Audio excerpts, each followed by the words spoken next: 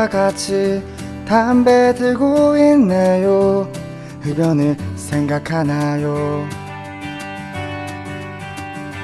다짐했던 그 약속 이제는 다짐뿐이죠. 흡연을 생각하나요? 처음에만 먹으면 끊을 수 있다 생각했고 이제는 돌이킬 수 없을 거라고 생각하죠. 그런데 왜 사실을 모르는 걸까? 지금도 할 수 있단 걸. 안녕하세요. 강원고등학교 금연서포터즈 에어필터입니다.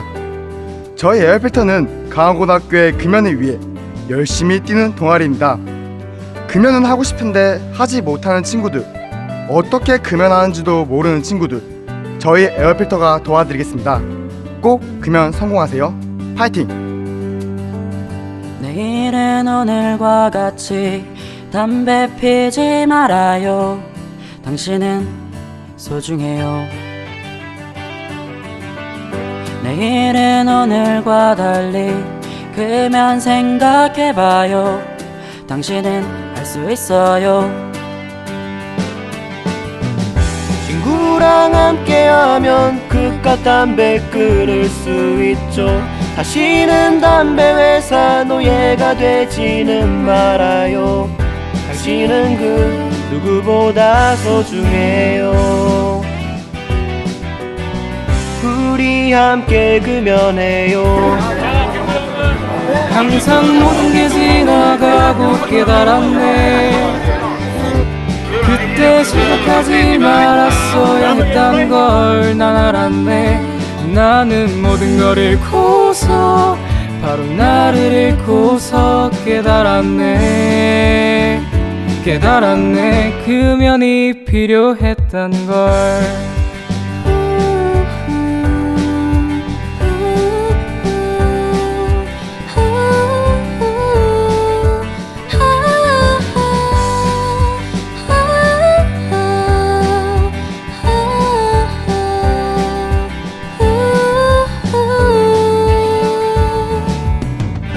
오늘도 어제와 같이 담배 들고 있네요.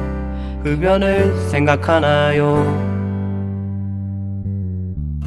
내일은 오늘과 같이 담배 피지 말아요. 당신은 소중해요. 금연은 NO! 금연은 YES! 우리 모두 금연하자!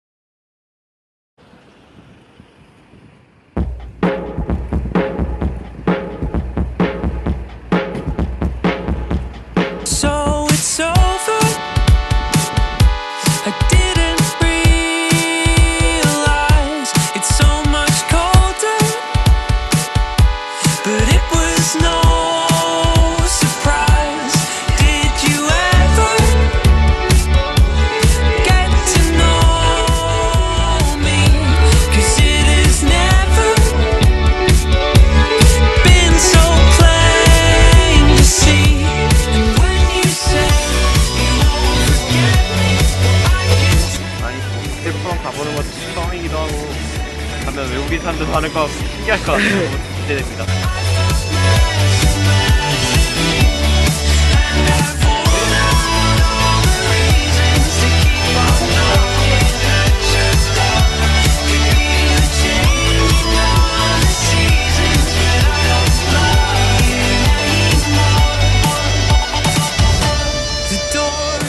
먼저 저는 옆집에서 흡연을 했을 때 담배 연기가 미세먼지와 같아서 우리 집까지 피해가 올 수 있다는 것도 놀랐고요. 담배 회사에서 담배 꽉과 같은 걸로 홍보를 하고 있다는 것에 놀랐습니다.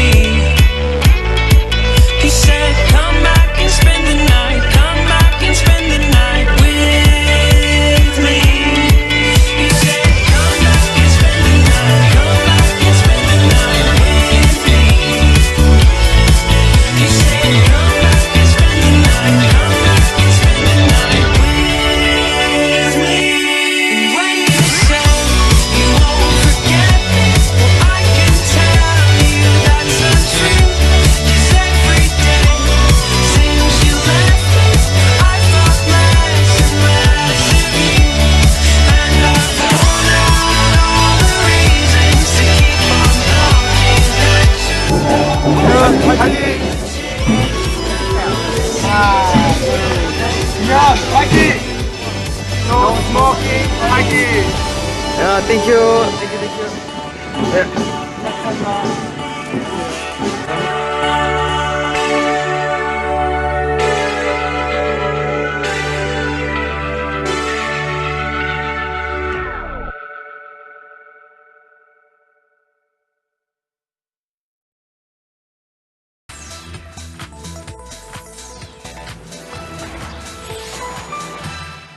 관련해서요, 이와 비슷한 연구를 진행했던 국내 연구진에게 이런 연구 방식과 또 결과에 대해서 어떻게 생각하는지 물어봤습니다. 그 내용 직접 들어보시죠. 그 당시에 10개의 제품을 했을 때 포르말데히드 10개가 다 나왔었어요.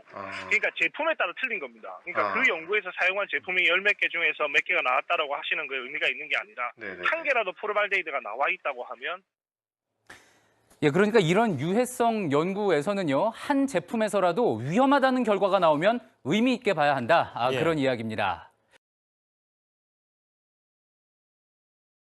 이성규라고 지금까지 한 10년 정도 담배 연구를 배운 사람이고 지금 현재는 한국보건의료연구원이라고 하는 보건복지부 산하 연구원에서 하고 있고 담배 규제와 관련된 많은 역할을 하고 있습니다. 담배 회사 마케팅에 대한 발표를 하시는 것으로 알고 있는데요. 담배 회사 마케팅에는 어떤 문제점이 있나요? 원래 우리가 남자는 80세, 여자가 84세까지 기대 수명이라는 게 있어요. 그런데 흡연으로 인해서 조기 사망하는 인원이 1년에 5만 8천 명이에요. 어마어마한 숫자. 자, 생각해봐요. 본인이 지금 담배 회사의 사장이에요. 혹은 다른 어떤 사업을 하는 사장이에요.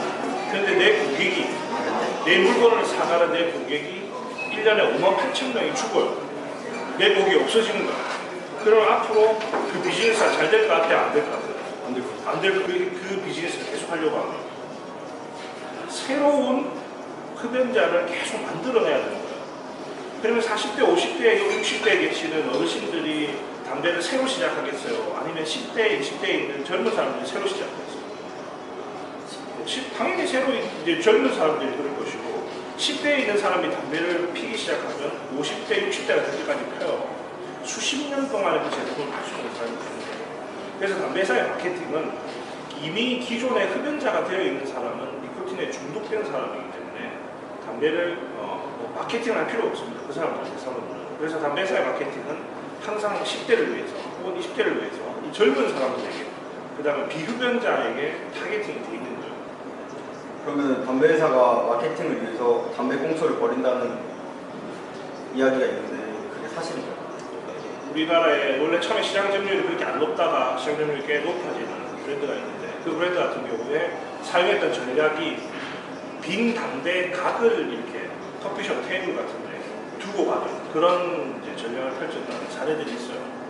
이제 그렇게 함으로써 새로운 이제 뭐 모르는 사람 처음에 왔을 때 테이블에 이렇게 앉으니까 담배 가게 우리 기존에 우리나라에 있던 담배하고는 좀 틀린 모양들 굉장히 좀 있어 보이는 거예요. 이런 것들이 관심을 끌게 하는 그런 전략을 써서 이 제품에 대해서 마케팅을 했다고 하는 전략들이 있긴 있습니다. 담배 갑에 경구그림을 집어넣죠. 자, 현재 우리나라도 사실은 아주 스트롱한 법은 아니지만 어쨌든 법을 통해서 담배 마케팅을 광고를 할 수 있는 곳이 그렇게 많지 않아요. 편의점에 가면 엄청 많죠. 그게 법상으로는 가능해요. 담배 소매점에서는 담배를 광고하는 게 현재로서는 가능해요. 그렇기 때문에 그거는 현재로서는 가능한데 문제는 이 담배 갑은 어디나 뿌려질 수 있는 거예요. 그래서 그 담배 갑이 이쁘면 쓰레기통에 들어가 있어도 그 제품으로 스스로 홍보를 하는 거예요. 근데 거기에 지금 경고 그림을 집어넣는 것은 굉장히 큰 의미가 있는 거예요. 단순하게 흡연이 위험하다라고 하는 메시지를 주는 것뿐만 아니라 담배에 대한 광고를 더 이상 담배 가게를 할 수 없는 그런 상황을 만들어주는 거예요. 그래서 그런 의미가 있듯이 꽁초든 담배 각이든 그게 막 흩어져 있고 많이 보이면 아무래도 청소년들은 호기심을 충분히 가질 수 있는 것이고 그게 아예 없는 것과 있는 것하고는 틀릴 수 있는 거예요. 그래서 충분히 그런 전략들을 쓸 수는 있겠죠. 담배를 피면은 과연 스트레스가 풀리나요? 일단은 흡연을 하게 되는 이유는 니코틴 때문에 합니다. 담배에 니코틴이 없으면 흡연을 할 이유가 없어요. 결국 니코틴은 중독을 유발하는 물질이고 중독을 유발한다는 것은 계속 그걸 찾을 수밖에 본인의 의지와 관계없이 찾을 수밖에 없습니다. 자, 근데 니코틴의 작용이라는 게 있어요. 니코틴이 우리 몸에 들어왔을 때 그게 하는 작용의 가장 첫 번째 작용이 뭐냐면 도파민을 분비하는 거예요. 도파민이 뭔지 아세요? 엔돌핀이라는 얘기 들어봤죠? 도파민도 우리가 사람의 기분을 업되게 만들어요. 그리고 혈액순환을 빠르게 만들어주고 그 다음에 막 액티브하게 만들어주고 이런 역할을 해요. 예를 들어 내가 어떤 문제로 인해서 스트레스를 받고 있으면 이 도파민이라는 물질 자체가 사람한테 그런 스트레스를 좀 극복할 수 있는 느낌을 준다는 게 나오는 것이고 근데 문제는 비흡연자가 흡연을 한 번도 해보지 못한 사람은 흡연자가 느끼는 스트레스를 안 느낄 경우가 더 많아요. 그러니까 금단 현상, 니코틴이 내 뇌에서 점점점 없어져서 내가 담배에 대한 금단 현상이 나타나고 느끼는 스트레스가 흡연자들은 내가 집에서 같이 어떤 일이 있어서 스트레스를 받는 것 같지만 실제로는 그게 니코틴이 없어짐으로 인해서 금단 현상의 일종일 수가 있는 거예요. 그래서 담배를 피워야지만 그 스트레스가 없어지는데 전자담배가 진짜로 금연에 효과가 있나요? 일단은 전자담배는 우리나라 국내법상 담배하고 똑같아요. 그래서 금연구역에서 전자담배를 사용하면 되시고 그런데 이제 문제는 많은 사람들이 전자담배가 금연 부조제라고 왜 그렇게 생각하냐면 그걸 파는 사람들이 그렇게 홍보를 했기 때문에 그런 것이고 지금 2013년, 14년 많은 연구가 이루어졌어요. 많은 연구가 이루어졌고 그 연구 중에서 대부분의 결과들이 전자담배가 금연에 도움이 된다라고 하는 증거를 찾을 수는 없는 상황인 거예요. 전자담배에도 간접 흡연 영향이 있나요? 자, 전자담배에서 뭐가 나온다고 들었어요? 수증기라고 들었죠. 그래서 그게 이제 굉장히 그 역시도 아까 말한 것처럼 파는 사람들이 그렇게 얘기를 해서 그런 것이고 전자담배에서 배출되는 수증기가 아니라 에어로졸이라고 하는 거예요. 에어로졸을 알아요. 아마 화학을 열심히 배워야 돼. 화학을 내가 요즘에 그런 생각을 하는데 화학시간 공부 열심히 해요. 에어로졸이라고 하는 건 기체는 기체 상태예요.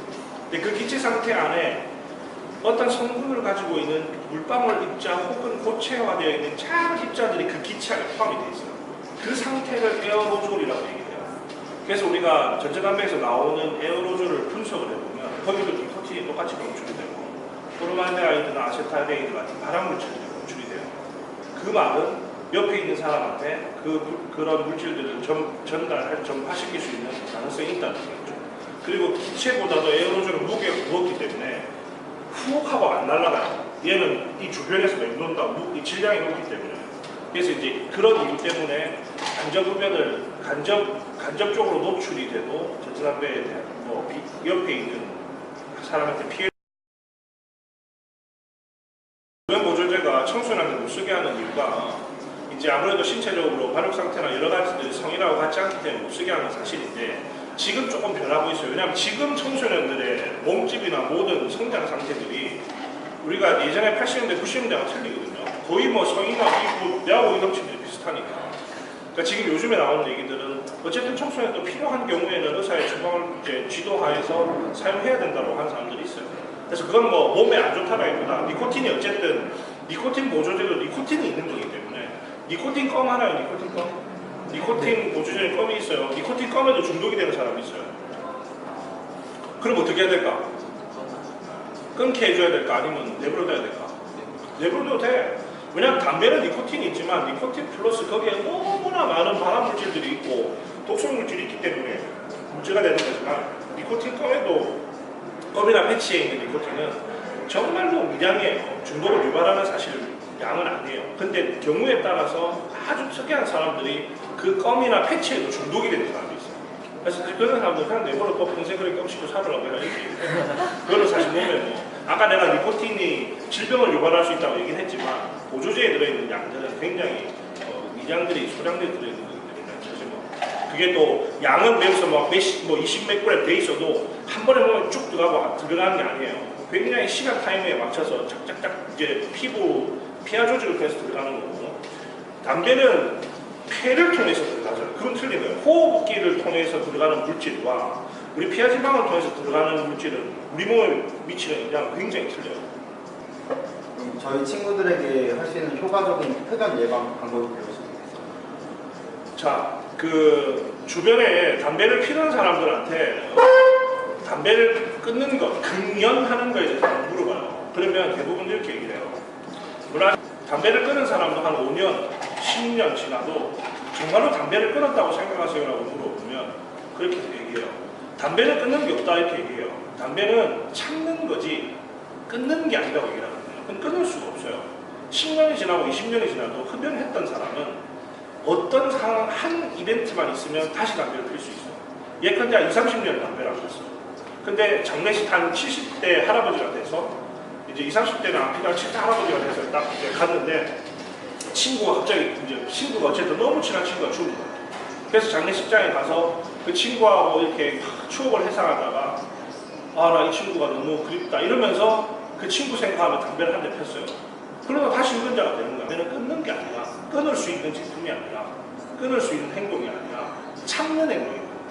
그 말은 시작을 안 하는 게 가장 바람직하다는 거예요. 왜냐하면 시작하는 순간부터 평생을 참아야 되니까. 그게 얼마나 고통스럽겠어요. 그래서 우리가 저처럼 담배를 한 번도 안 끊은 사람은 식당에 가서 밥을 먹든 술을 먹든 뭘 해도 누가 담배를 옆에 펴도 전혀 유혹이 없어요.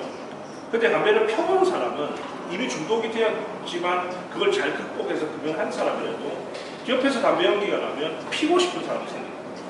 그럼 또 참는 게 힘들어지는 거죠. 그 고통을 굳이 왜 평생 동안 달고 가겠냐는 거예요. 그래서 시작을 안 하는 게 가장 바람직한 거죠. 그리고 앞으로는 흡연을 하는 게 본인의 사회생활을 하거나 나중에 직장생활을 하거나 하는 모든 문제에 있어서 마이너스가 되면 되지 플러스가 되지 않는 거예요. 사실 한 불과 몇 년만 지나도 흡연 행위 자체가 굉장히 이게 우리가 보기에는 좋지 않은 모습으로 보여질 그런 시대가 올 거기 때문에 굳이 본인들의 이미지를 사회생활의 이미지를 그렇게 만들 필요는 없지 않나 그런 생각이 듭니다.